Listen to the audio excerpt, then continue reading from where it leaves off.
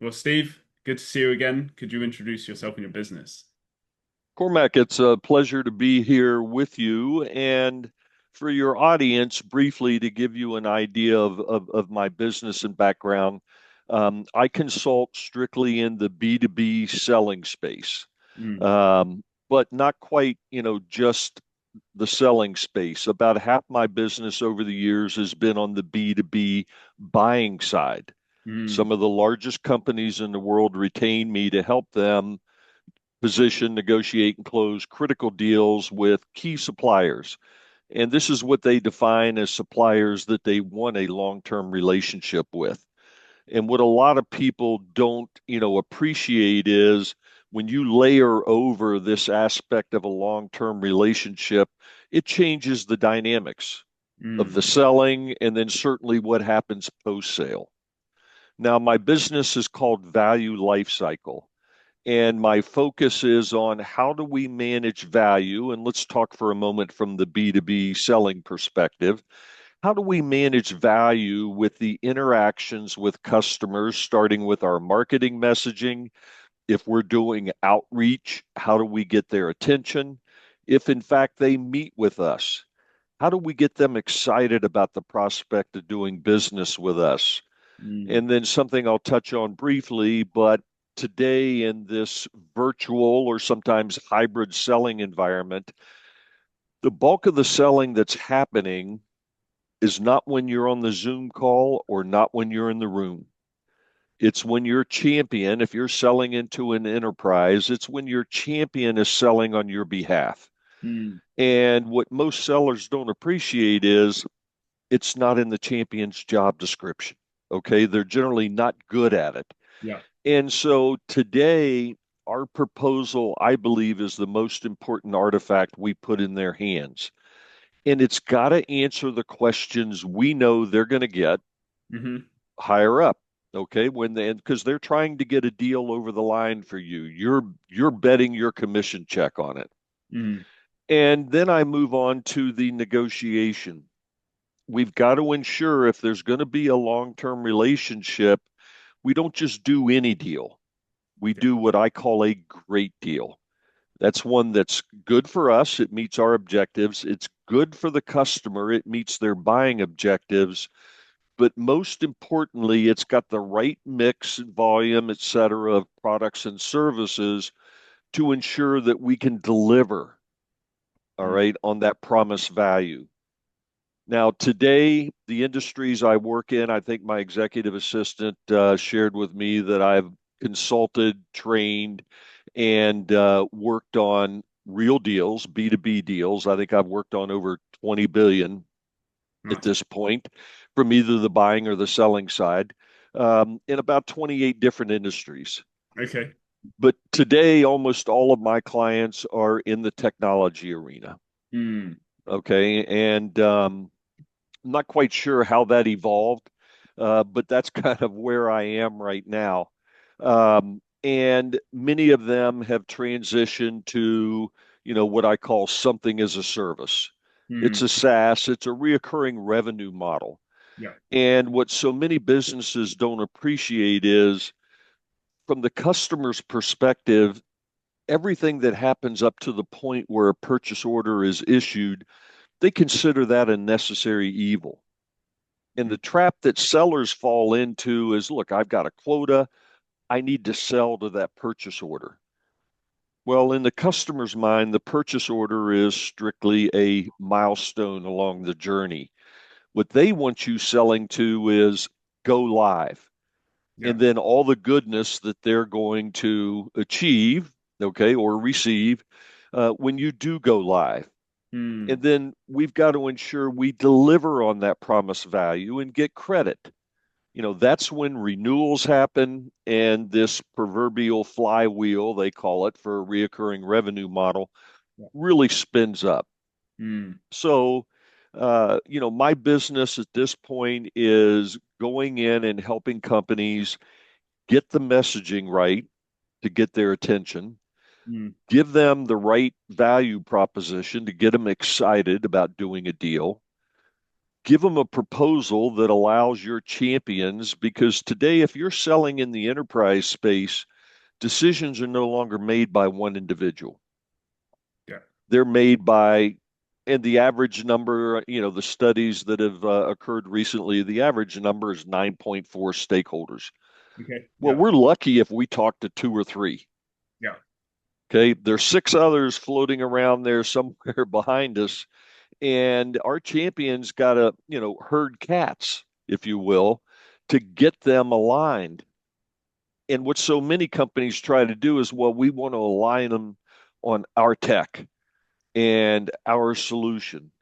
Well, that doesn't work that well because many of those people also have their own favorites, other companies they've worked with in the past, what have you. That's not what you want to align them on. Get them aligned and excited about what the outcomes could be Mm. if they move forward. Um, and again, an analogy I use, think about it. Let's say you and I were in person, there were seven other people, and it's time for lunch. And we're all trying to decide where we're going to have lunch. Yeah. Now, how easy is that? Yeah. Not at all. No, no. But again, I want you to think about your champion on the buying side. They're trying to make a decision on how they may spend hundreds of thousands or millions of dollars, Mm. disrupt, change the business, etc. How easy do you think that is? Yeah. Even harder.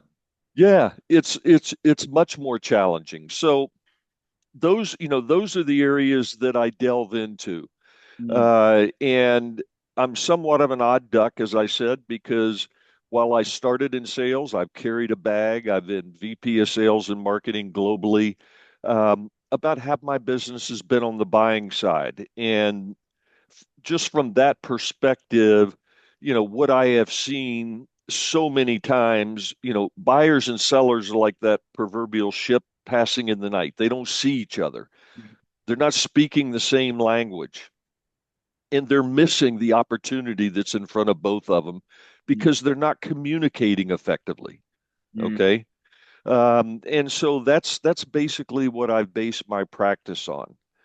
And as we look at, the dynamics of what's going on in the B2B selling space, there's recently, I think it's been about over the last 10 years, and I've been involved in some of these studies, but there have been a lot of studies over the years on the selling side. Mm-hmm. But more recently, they've started, researching, wait a minute, what's happening on the buying side? Mm. Okay. And some really interesting data's come out of that. Okay. And the bottom line is this, B2B selling is hard. But what sellers don't appreciate, because look, we sell for a living. What we tend to forget is our customers don't buy for a living. They're in the business of their business. Yeah. And the real issue is the buying is just incredibly hard. Mm. Okay. Because they want to feel they're making an informed decision. Mm-hmm. And a statistic, that's been out there, Forrester's done the research on it, but, roughly 40 to 45% of bona fide technology purchasing initiatives, and these are hard to spin up, right? You have to allocate resources, people, timeline. Yeah. Yeah, roughly 40 to 45% into no decision, no award. Okay. Now, that tells you something, Yeah. okay? And so why did it end in no decision, no award? Because it was just too hard and risky to make a decision. Mm. So what drives that? Well, today buyers, are inundated with information. In fact, overwhelmed with information from potential suppliers. They can go do their own research, they can go to their website, et cetera, and they do that research before they're probably even, talking to a salesperson. And they're overwhelmed by the amount of information because all the information is about the supplier Mm-hmm. and their products. Mm. Yeah. And, a funny thing is, customers don't speak our language. You know, every client I have on the selling side, we have our own acronyms. We've got these really cool names of our products, that marketing came up with. Yeah. Nobody cares. Okay. Nobody cares. Which is going to bring me to the really critical point, and what I see as a major issue out there, and that is, as sellers, we don't understand the difference between what a customer's paying for and what they're ultimately buying. Mm, yeah. We assume they're the same. Okay, we assume they're the same. So let me give you an analogy here. Hmm. Let's say that I go into, in the States, we call this a hardware store, and I think you all have something analogous Yeah. over in the UK. And I'm there to buy a drill. Hmm. And I go up to the salesperson, I say, look, I'm here to buy a drill. Now, an astute salesperson would probably say, okay, Steve, give me an idea. What kind of materials are you looking to drill holes in? Yeah. Geez, I don't know. I guess, for sure wood, maybe sometimes steel, maybe sometimes even, concrete, ceramic, things like that. Mm, And that astute salesperson would say, okay, some of those materials are pretty tough. You're going to need a drill of a certain horsepower, hmm. okay, to be able to penetrate them. And by the way, you're going to need different sets of drill bits Mm, for the different materials. And I go, okay, that makes sense. Then they might say, well, Steve, where would you like to make holes? Geez, I don't know. I guess I'd like to be able to make them wherever I want, whenever I want. At which point they'd recommend, well, we probably ought to look at a cordless drill, okay, which would allow you to make holes anywhere you want. mm, And then they might say, well, Steve, how many holes do you think you're going to make in a day? Geez, I don't know. I guess some days one or two holes. Maybe some days I've got a big project. I want to make a lot of holes. In which case they would recommend a backup battery and a charger, right? So you can switch them out. Notice that seems like a natural conversation, right? But what were all the questions that salesperson asked me before they talked about the drill bits, etc.? They asked me about the holes. yeah. You see, what I'm actually buying, and there was a professor in Harvard, and this is around 1960, who had this epiphany, and his name's Theodore Levitt. And I think it's a really profound observation. Mm, And simply stated, he said, people don't want to buy a quarter-inch drill. They want to buy quarter-inch holes. yeah. They pay for the drill and drill bits. Do you see the distinction here? Mm, Um, and when I go to engage with my clients, look, everybody is excited, really bought in on the products, services, et cetera, that we're selling, but they lose sight of, wait a minute, those are just the tools, the drill and the drill bits. And they go in and talk about us and our products and services, right? yeah. And the customer's confused and trying to figure out, well, wait a minute, why do I care? Okay, I certainly don't care about the cool names you have for them. Mm, Okay, and you're doing a dump of all these features. What does that mean to me? yeah. Okay, so the conversation is backwards Hmm.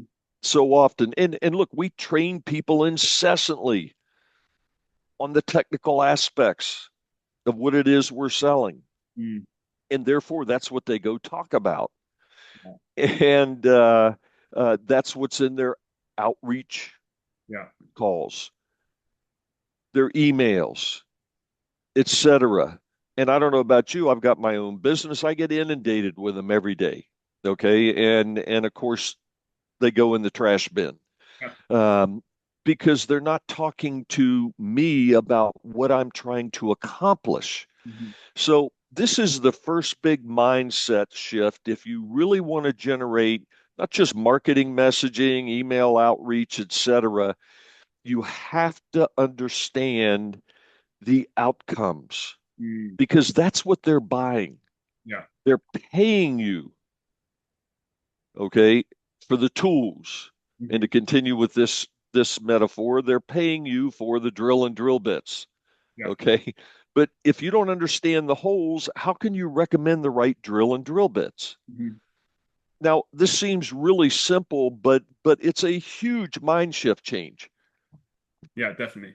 And do you think a lot of the businesses miss a huge gap by not speaking to their customers of the people that have already bought? Why did they buy?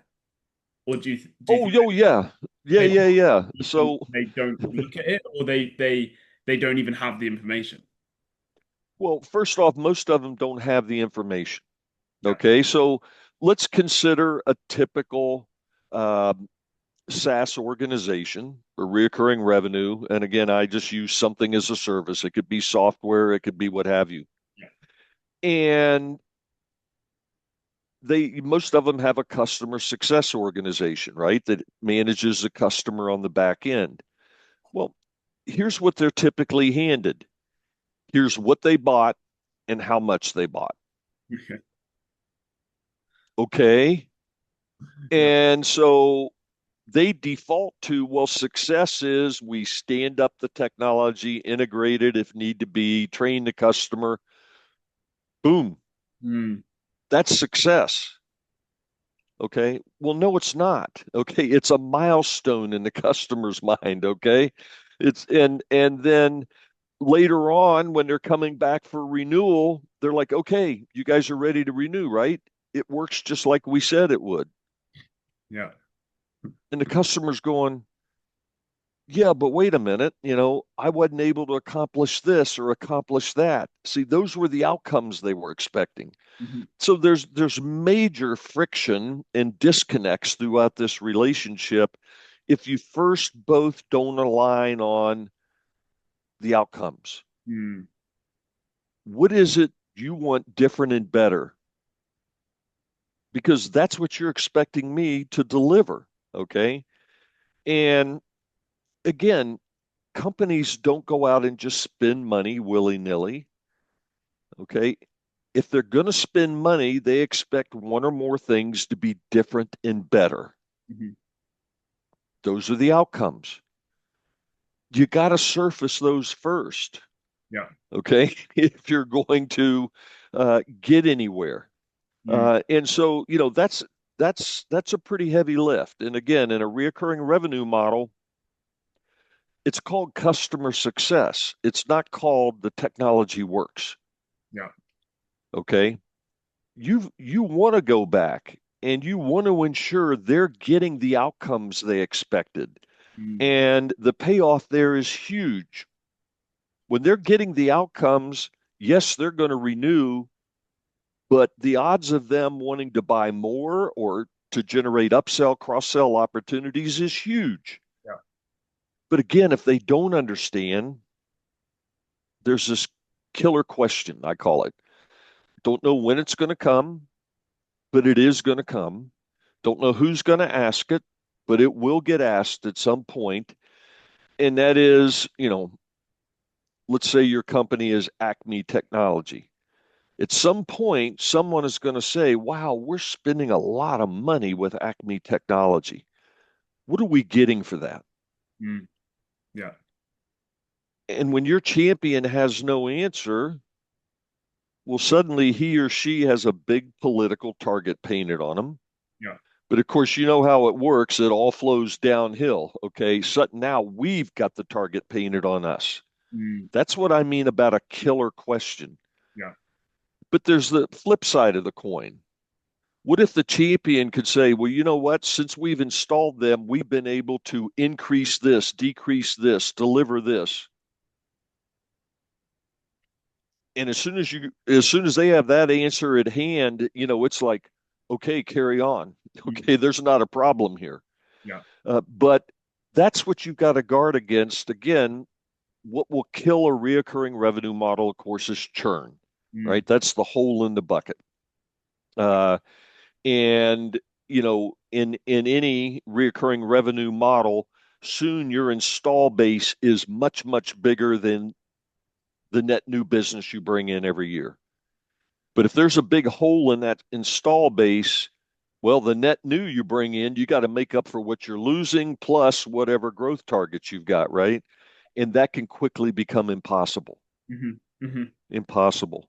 And So let me pause. That's the first big concept, that I spend a lot of time on is, guys, we got to understand the difference between what they're buying, which are the outcomes, versus what they're paying for, which are our products and services. mhm. Yeah, okay. And I also feel like sometimes companies, especially in the tech space, will start to look at the outcomes, but then maybe if there's other businesses that are competitors and or offer a similar solution, that they then move away from the outcomes and say, "Oh, these are our unique features that stand." Exactly. We got to go compete on what I call a feature function price beauty contest, right? Well, that further confuses the customer. Yeah, yeah, Okay, well, okay, you say you've got these cool features. I'm not sure why I should care. yeah. Okay. I mean, they look cool. You push a button, light flashes, all that kind of stuff. Mhm. And that's exactly what they do. Mm, Okay. They feel like, whoa, man, this competitor has this capability, this feature. yeah. And again, most of my business is coaching teams on deals. Mhm. Okay. On the selling side, from positioning to proposing, negotiating, closing, I hear it all the time. And I'm going, okay, so what? It's a feature. Yeah. Is it in any way related to the outcomes the customer's trying to achieve? Hmm. Hmm. Yeah. And more often than not, no, it's a distraction. Yeah. Okay. And I'm going, then let's not compete that way. Yeah. Okay. On that feature. Yeah. Um, but it happens all the time. Mm, And so here's something to think about. My experience working on the buying side is the price of new technology is always too high. okay. That's exactly the way management's going to view it. It's always too high. Yeah. And if all you're doing is talking to me about what I'm going to write a check and pay for, the cost is always too high. Mm, But when it comes to achieving important outcomes to the business, improvements in this, like you're always trying to increase something, decrease something, make something better, or whatever. mhm. There's no artificial price tag on that. Yeah. Okay. And it's a much better way to compete, Mm, a much better way to compete. So, in a nutshell, what we've talked about right now is you got to distinguish between what they're buying and what they're paying for. yeah. And by the way, once you understand what they're buying, it's your job on the sales side to connect the dots Mm, between your products and services and how it's going to impact those outcomes so that they see we're not just throwing anything into a deal, everything in there, okay, impacts one or more of the outcomes they care about. yeah. That step gets missed all the time. Again, we sell for a living, we know this stuff really well. We make an assumption Mm, that the customer can figure it out. yeah. Bad assumption. They have day jobs, Mhm. okay? They have day jobs. And keep in mind, they're probably not just talking to you, they're talking to competitors. Yeah. So, another thing that makes it so hard for buyers is not only are they inundated by the amount of information, it's conflicting. And Yeah. I'll give you one example. Every supplier is number one. You ever notice that? Yeah. World leading, Right. innovative. Well, everybody can't be number one, but they got good marketing departments. They're always number one. Mhm. Okay. And again, that quickly becomes noise. to a potential buyer. Mm. Okay. It just becomes noise. So not only are they overwhelmed by the amount of information, it's conflicting and confusing. And therefore, they're not inclined to trust everything they're hearing. Yeah.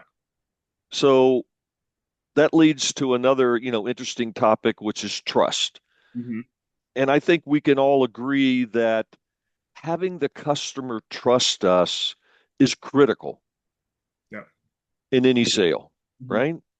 So now you got to ask yourself, what makes the customer trust you?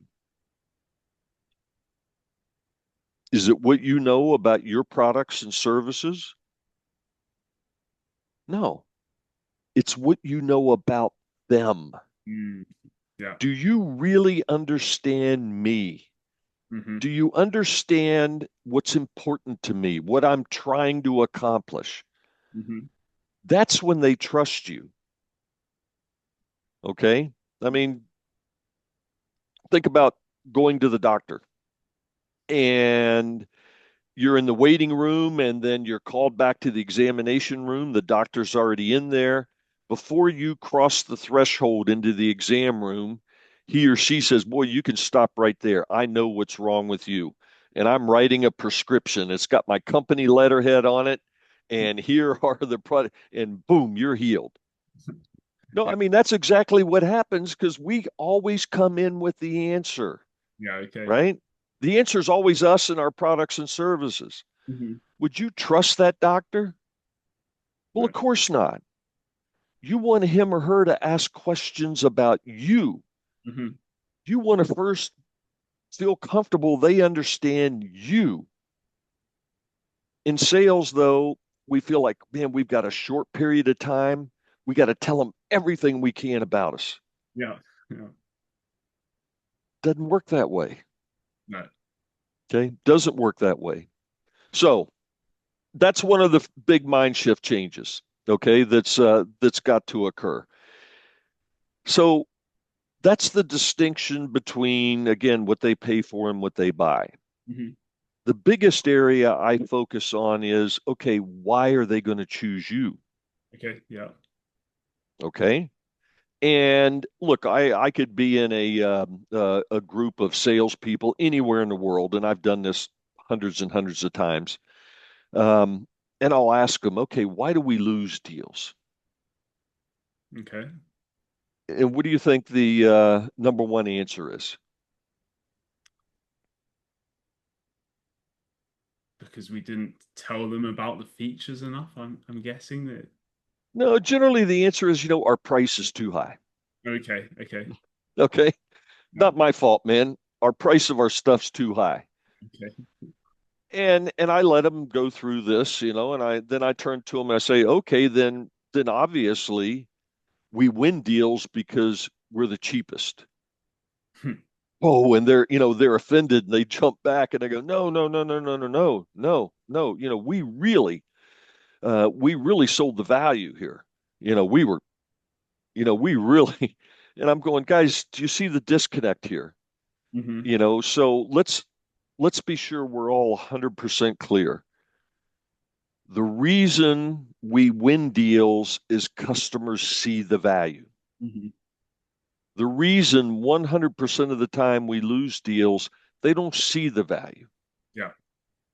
Now, many will push back and say, well, yeah, the budget was cut. And I go, well, all they did was took the money and said, we see more value in spending it elsewhere.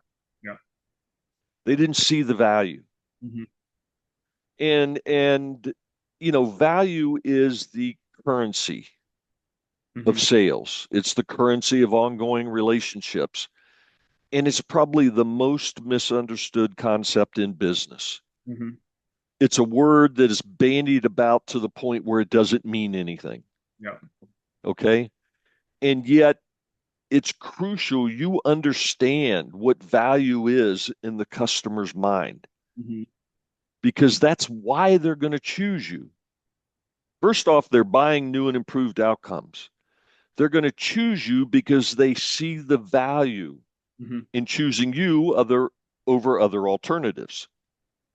And those alternatives, theoretically, if you're trying to sell to a business And if they don't do a deal with you, they've got three theoretical alternatives. They could go with a competitor. They could choose to do nothing, status quo. And as I shared a moment ago, status quo is winning, okay? A lot, all right? Or they could choose to do it in-house, do it themselves. Mm-hmm. And one of the biggest mistakes I see being made is we try to sell into each situation the exact same way. Okay. Yeah. And you can't.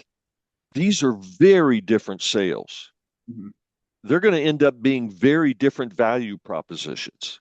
Mm-hmm. And just to give you an example of why, let's say we know if they don't choose us, they're going to go with a competitor.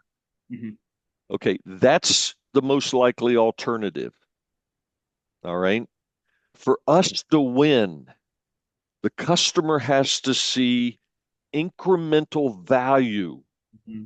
relative to that competitor. Mm-hmm. Yeah. Okay.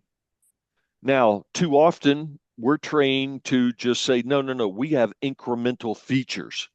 Hmm. Yeah. That's not value. We still haven't defined value, and I promise I will in a second. Yeah. Okay. That's one sale. Let's say that the most likely alternative, and again, as I mentioned, 40 to 45% of the time, it is the most likely alternative. They're going to do nothing. Mm-hmm. Yeah. What are you really competing against now? The belief that it will work or Well, fix. no, you're actually competing against inertia Mm. and the risk of change. Mm. Okay. Look, how many prospects are sitting out there? Let's again stay within the technology sphere. How many are sitting at their desks right now saying, you know what? Cannot wait to undertake a new technology purchase where we got to do a rip and replace of our current stuff. We know things are going to go wrong, things are going to break. We're going to be called in the middle of the night, the weekend, whatever, They and I'm can't. not going to get paid anymore. Yeah. And not a lot of enthusiasm for that, right? So the point being, if you're selling into a situation where if they don't do a deal with you, most likely they're going to do nothing, you first got to address head on this issue of the risk of change. Mm-hmm. Until they believe you understand there's a risk and you can communicate that we can minimize, mitigate, and manage that risk, they're not interested in talking to you about your products and services yet. Mm-hmm. You got to solve for that first, if that makes sense. Mm-hmm. Yeah. And then the final theoretical one is again, they do it themselves. Yeah. And I see this a lot. Let's say they're currently doing it themselves. Yeah. They've built it, they run it every day. They come in and say, man, I got job security because nobody else knows how this thing works and they got to rely on me, right? Mm-hmm. And you come in and want to sell to them about how you can put in something so much better, it automates all of it, okay, Mm-hmm. et cetera. How interested are they in buying? Yeah. Not much, unless you're adding so much more value to them. Does it have to be to them or the people above them? I'd say both. See, because they're content with where they are, right? Yeah. Typically, see, in that sale, what you're competing against is politics. Yeah. And until you reach somebody high enough up that's got the political heft to say, wait a minute, what we're doing ourselves is not working for me in the business. Mm-hmm. Okay. And you've got to overcome the political part of it Mm. before anybody's interested in talking to you about Yeah. your features, your et cetera. Mm-hmm. Okay. So again, we're talking about value. So let me tell you what value is. Mm-hmm. First off, you can never know the value you're bringing a customer until first you understand their situation, Mm-hmm. the specifics, the nuances of that situation, the outcomes. Where are they trying to get to? Mm-hmm. Okay. So value is always contextual. Mm-hmm. Okay. You can't walk in the door knowing your value. You can have some ideas of where you might bring them value, but until you understand them, Mm-hmm. where they are, where they'd like to be, and what you're competing against, okay, you can't understand the value because this is how they think about it. Number two, value is only the incremental to that alternative. Yeah. Think of times where you may have been in front of a customer talking about your offering. Mm-hmm. They go, yeah, yeah, yeah, the competitor does that too. Yeah. You ever heard that? Yeah. Yeah, definitely. We're not talking about value. Mm. See, that's a wash. That's a price to play. Mm-hmm. You've got to find that incremental and then shine a spotlight on it so they see it. Mm-hmm. Mm-hmm. Okay. And then finally, value is delivering more outcomes, better outcomes, delivering them faster, delivering them with less risk. It's always about the outcomes. Mm-hmm. And whatever metrics they use when they tell you they want to increase, decrease, improve, most people don't want to make something worse if they spend money, right? Um, you've got to put it in that context and their metrics, their language, so they clearly see it and they understand it. So that is the bulk of what I spend time, with clients on is no, no, no, guys, it ain't about you, it's about them. Yeah. Okay. First off, let's understand what they're trying to buy. Secondly, they're going to see the value, okay, when we can deliver, as I said, more, better, faster, easier, cheaper, with less risk outcomes than whatever we're competing against. That's the value. Mm. And that's what so many organizations don't understand. Mm. And when it comes to selling, it is the first deliverable, if you will. You have to give your champion. Again, I'm going to stick with an enterprise type sale because that's where I spend all of my time. You have to give your champion that value proposition, literally serve it to him or her on a platter Mm-hmm.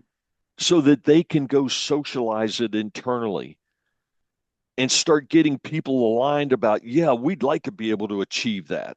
Yeah. See, now we're not talking about how. Mm-hmm. The how's going to be our tech services, et cetera. Get them aligned on the why. Where are we going, right? That's when you build momentum for deals. Okay. That's when you can have an unfair advantage. And as I say, win your unfair share of business. Yeah. Yeah, nice. Okay. And how do you see this is changed across time, or do you think it's always been the same? No, no, no. It is, this has always been there hiding in plain sight. Okay. Okay. But again, we get enamored with automating everything, Mm. okay, and with AI, Mm. okay, involved, and you know, again, with the technology that's out there today, we can reach thousands of people with a couple of clicks of a button. It's like, yeah, yeah. How many of those emails do you get every day? 30, I'd say. Yeah. How many of them do you respond to? 0. Gee, so doesn't everybody else. Okay. I want to come back to, you know, this is a question that I, ask my clients. And I say, look, in the history of B2B sales and buying, how many companies have bought from another company? And they look at me like, geez, Steve, how would anybody know this? This is a trivia question in the extreme, right? Yeah. I go, it's zero. I go, it's people that work for a company that make the decision to buy from another company. Yeah. Okay. Yeah. Yeah. Okay. So we can automate a lot of things. And God knows in my practice, I mean, with the technology that's here now, I'm able to do a lot of things remotely I couldn't previously. Mm. I generally had to, strap a jet to my butt, to go make money. Don't have to do that all the time. Mm. All right. Uh, but the point here is the following, and that is, again, there's one question that's crucial to any buyer, and you can relate to this in your personal life, and that is, who really understands me? Who understands what's important to me and what I'm trying to accomplish? Mm, And they will never be able to Google the answer to that. mm, yeah. You can't. You can't. But you know what? If we've got the right marketing, the right outreach messaging, you know, that starts teeing up, Hmm. okay, potential outcomes that are important, we can get an audience. Mm, People will respond to that. Okay. Now, obviously, you have to hit them at the right time when these things are top of mind, if you will, relevant to them. But they're not going to engage fully, and they're certainly not going to buy until that question is answered. Do you really understand me? mm, yeah. Just like when you go to the doctor, you're not going to feel comfortable until he or she's asked the questions and you feel confident. Yes, they're experts in their area, but they're not experts in you. Yeah. Okay. In you. So I know I've rambled on a bunch, okay, about a wide ranging. I hope there was a little bit of thread and connectivity between what we talked about.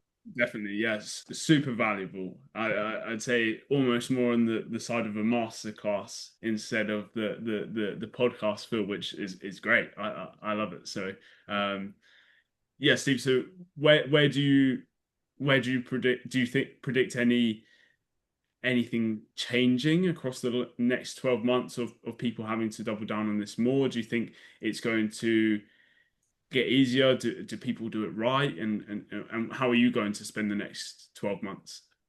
Well, number one, I don't think it's going to get easier, and Mhm. that's good. That's job security for me. Yeah, no. Okay.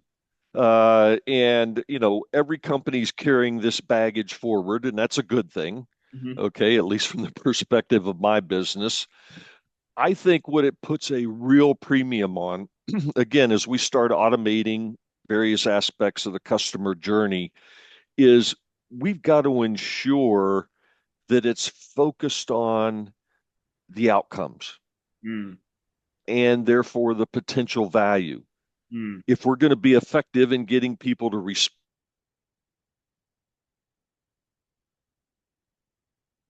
or raise their hand and say, I'd like to learn more. In mm, fact, I'm going to give you some of my time to meet and talk about it. But the more we double down on us, okay, the more we double down on our features, et cetera, it's missing the mark. I can predict one thing I am seeing virtually across the board, and that is the old boiler room BDR cold call business, mm, okay, is really struggling, mm. Yeah. whether companies outsource it or whether they do it in-house. Hmm. I'm sure you get a bunch of calls every day. Yeah. I do. I'm shocked my business line hasn't rung. Okay. I get them too. There's Mm, too much. There's yeah. too much noise.